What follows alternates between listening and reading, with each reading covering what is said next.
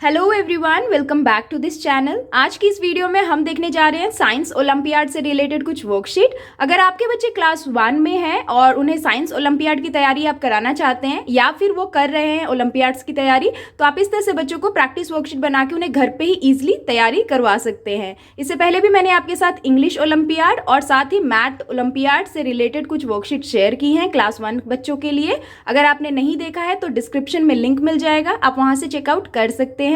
Video को पूरा and तक देखें। अगर आपको वीडियो हेल्पफुल लगे तो प्लीज इस वीडियो को लाइक करें, चैनल पे नए हैं तो सब्सक्राइब करके वीडियो को शेयर जरूर करें। So here is the first question, which item is the heaviest?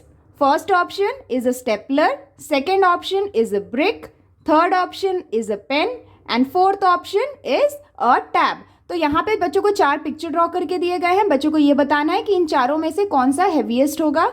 तो यहाँ पे आंसर होगा बी, क्योंकि ब्रिक इन तीनों से हैवी रहता है, इसीलिए heaviest it will be the brick. So option B is the correct one.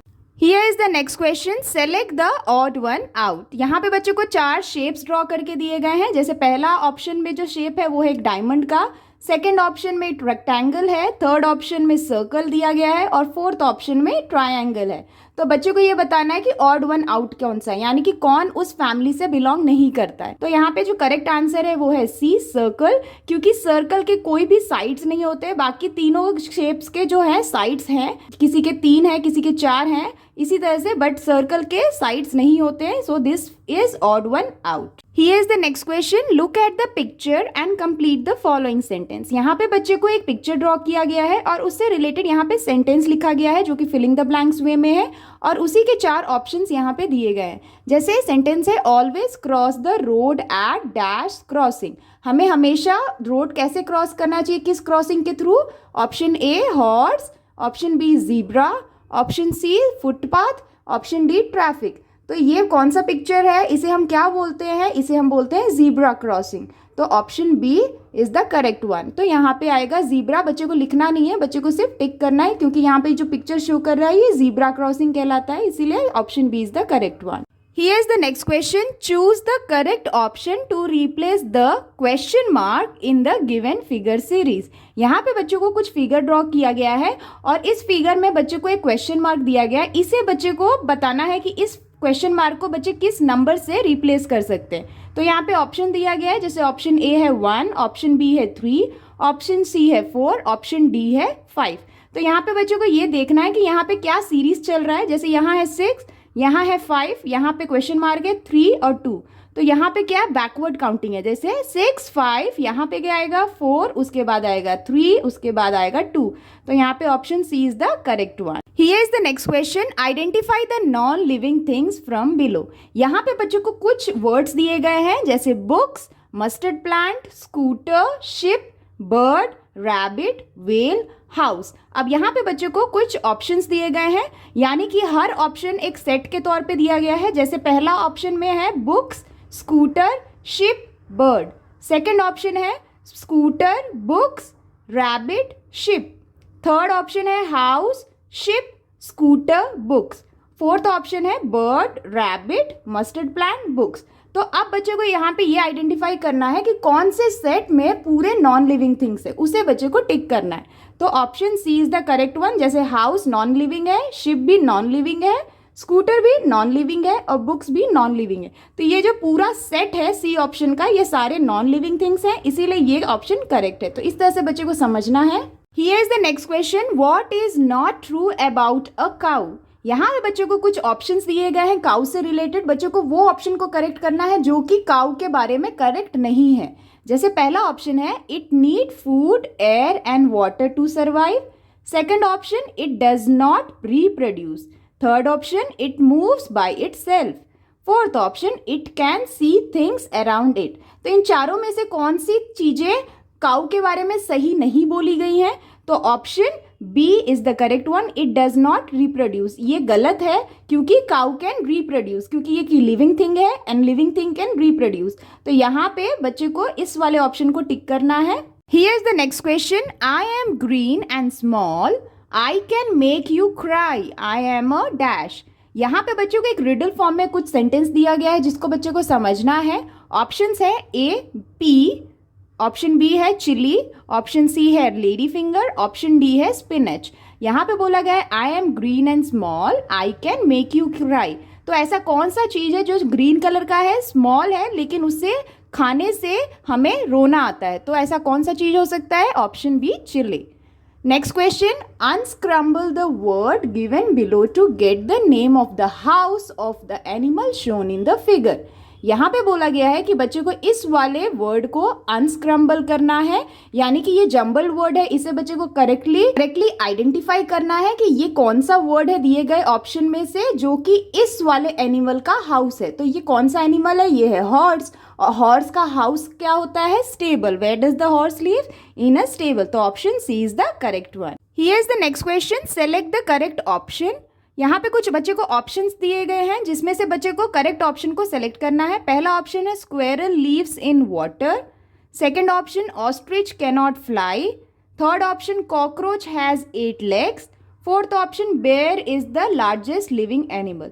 तो इन चारों ऑप्शन में से जो करेक्ट ऑप्शन है वो है ऑस्ट्रिच कैनॉट फ्लाई, क्योंकि ऑस्ट्रिच ऐसा बर्ड है जो कि फ्लाई नहीं कर सकता है। ये जो स्टेटमेंट है ये करेक्ट है, तो बच्चे को इसे टिक करना है।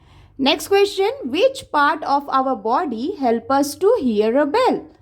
First option eye, second option nose, third option ear and fourth option tongue. तो किस बॉडी पार्ट से हम बेल को हियर कर सकते हैं? Option C, ear. Here is the next question. The picture shows that our house keeps us safe from.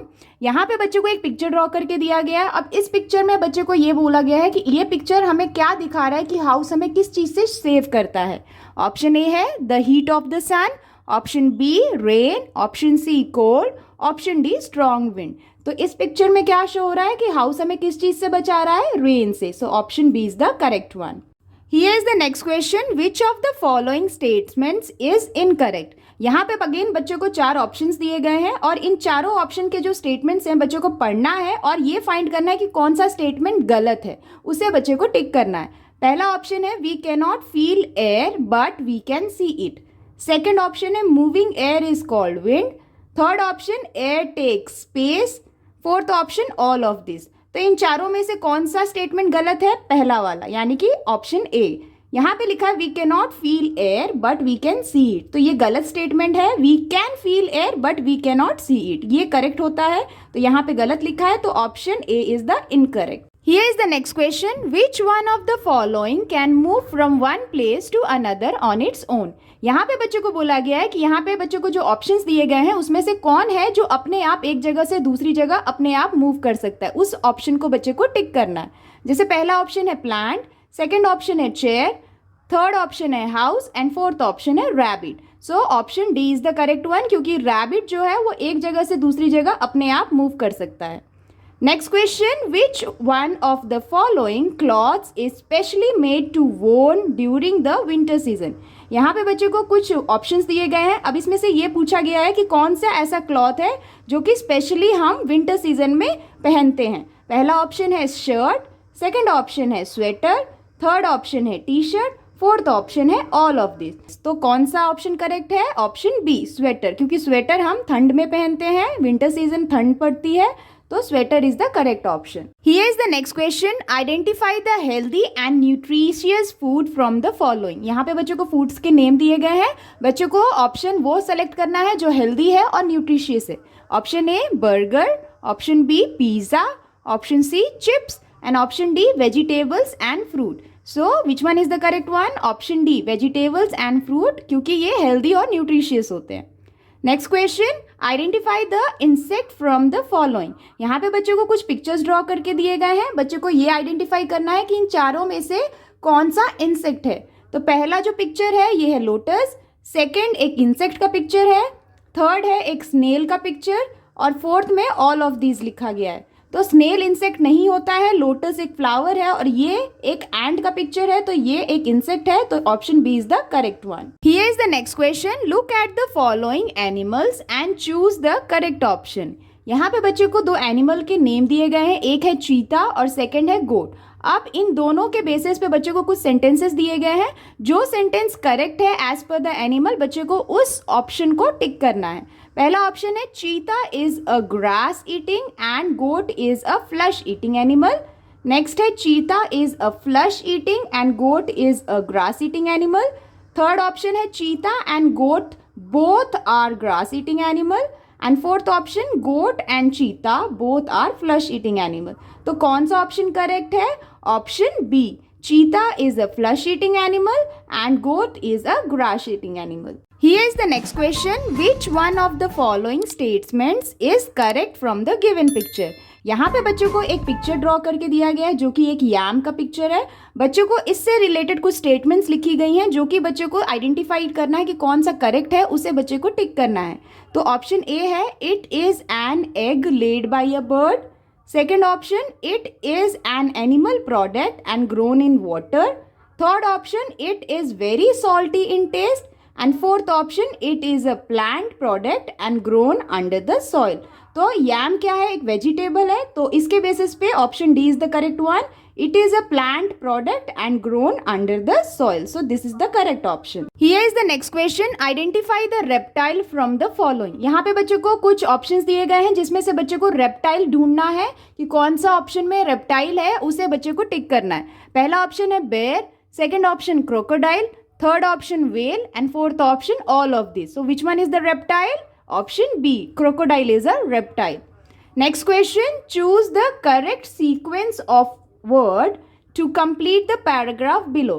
यहाँ पे बच्चे को एक पैराग्राफ दिया गया है जिसको बच्चे को पढ़ना है और करेक्ट सीक्वेंस में बच्चे को ऑप्शंस दिए गए हैं। करेक्ट सीक्वेंस वाले आंसर्स को बच्चे को ढूंढना है और टिक करना है। जैसे पहले पैराग्राफ बच्चे पढ़ेंगे, summer days are dash while winter days are dash, a strong wind blows on dash, monsoon days are dash। तो यहाँ पे बच्चे को कुछ वेदर से रिलेटेड पैराग्राफ दिया गया है। तो यहाँ पे पहला ऑप्शन है cold, hot, a windy day, rainy. Second option rainy, cold, a hot day, windy. Third option hot, cold, a windy day, रेनी।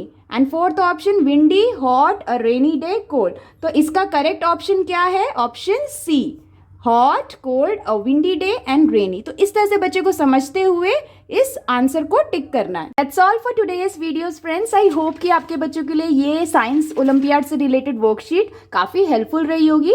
ये जितनी भी वर्कशीट मैंने आपके साथ शेयर की है, ये बच्चों को क्लास 1 या किंडरगार्टन में बच्चे ने अभी तक जो भी ईवीएस चैप्टर में पढ़ा है उससे रिलेटेड टॉपिक से ही बच्चों को ओलंपियाड्स में क्वेश्चंस दिए जाते हैं। तो आप इस तरह से बच्चों को एक सैम्पल वर्कशीट बना के उन्हें तैयारी करवा सकते हैं। अगर आपको वीडियो अच्छा लगा हो, बच्चों के लिए हेल्पफुल लगा हो, तो प्लीज़ इस वीडियो को लाइक करें और अगर आप चैनल पर नए हैं तो सब्सक्राइब करना ना भूलें। मिलती हूँ आपसे नेक्स्ट वर्कशीट के साथ, तब तक के लिए take care and bye bye.